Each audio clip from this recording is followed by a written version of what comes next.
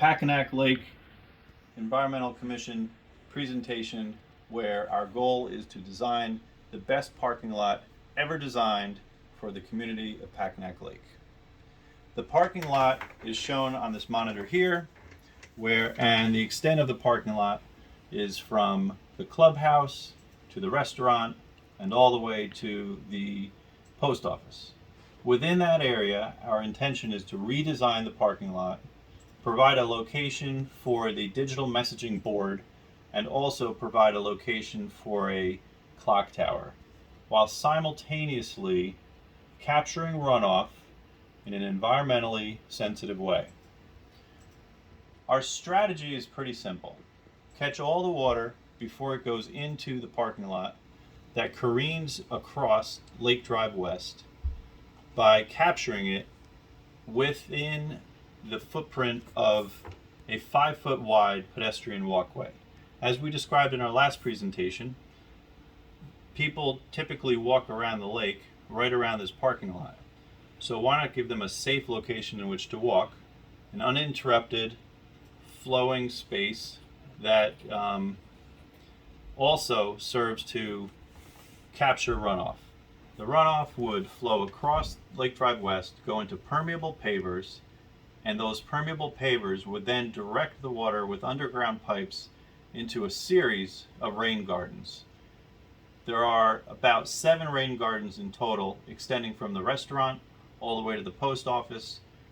Within this space, we would have native plants that would be pollinator plants that would attract birds and butterflies, be good for the environment, and of course be a seed source for birds to convey to other locations within Packanack Lake as well.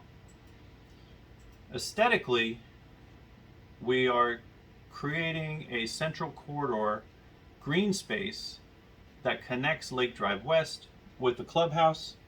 This green space will have serpentine walkways going through it and more native plants. All of the green space serves to absorb runoff before it gets to the lake. We accomplished the creation of this green space by eliminating the concrete parking dividers that pre-exist here, and also eliminating the parking that is in front of the restaurant, the 2 spaces that are parallel with the restaurant face. We've eliminated those. We've used that 9 or 10 feet plus the parking islands. We added them together, and we've gotten about 20 to 25 feet of green space in the middle here. We think it's a great way for people to walk down Lake Drive West, hang a turn, go this way towards the front door of the clubhouse, and cross over more permeable pavers, which would also serve as a speed table to slow traffic flow from speeding through this space.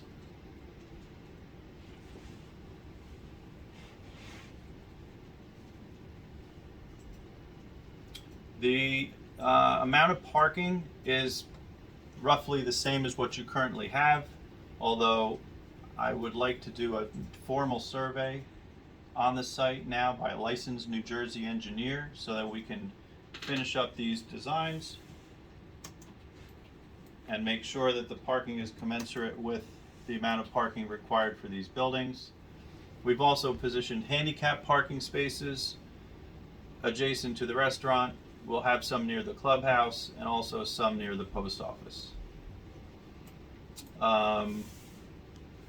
Directly adjacent to the beach, between the beach and the restaurant, it seems to be a perfect ideal spot for some restaurant seating with tables against a knee wall which aligns with the fence. The ambiance created there would look something like this.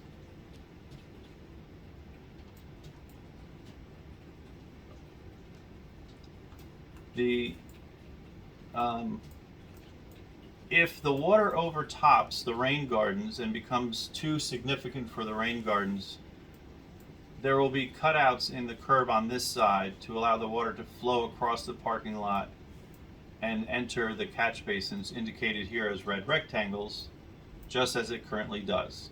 But our intention is to improve the water quality for the majority of the storms.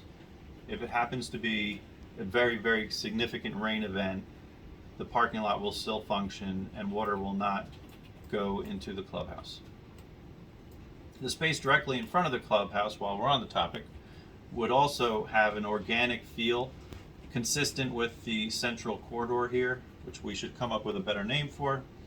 And it would also have lush native perennials and grasses and ground covers. Finally, there are street tree opportunities at the end of the parking bays. These street trees would be rather large. We need to have a big contiguous soil mass to maintain the health of the trees, as many trees are have limited soil and ultimately perform very poorly. But we would create a contiguous soil mass under the parking stalls and under the space, and of course rainwater would flow into here. The intention of these street trees is they're very important because they would provide shade for the blacktop, which would be in front of the clubhouse, keeping everything a little bit cooler. There's another line of trees along Lake Drive West.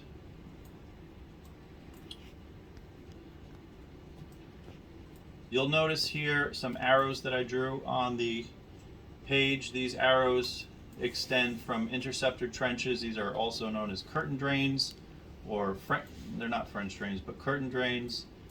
If any water makes it past the permeable pavers, they'll be captured by the curtain drain underneath the curb. The water will be directed into these rain gardens.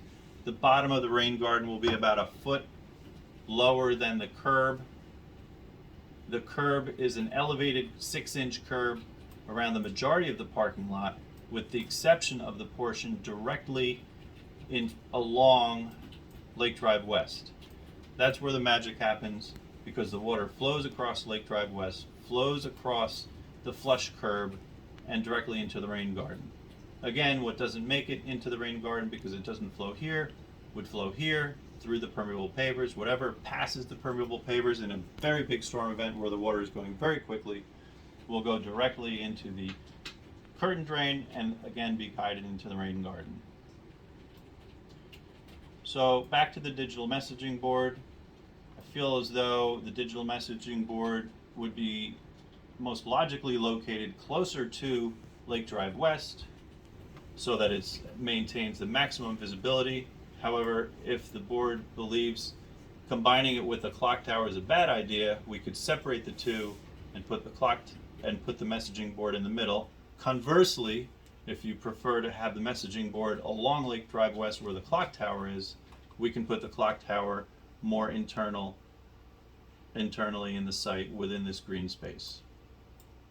All of the walkways are 5 feet wide, with the exception of these little ribbon walkways that go directly through this pollinator area. We can use that as a pollinator pathway. It's a great way to link birds and bees and butterflies with important nectar sources. And these pathways are smaller in nature. They're only 2.5 to 3 feet wide, and we tried to keep it a more intimate size so it's more appealing to kids and it doesn't feel so commercial.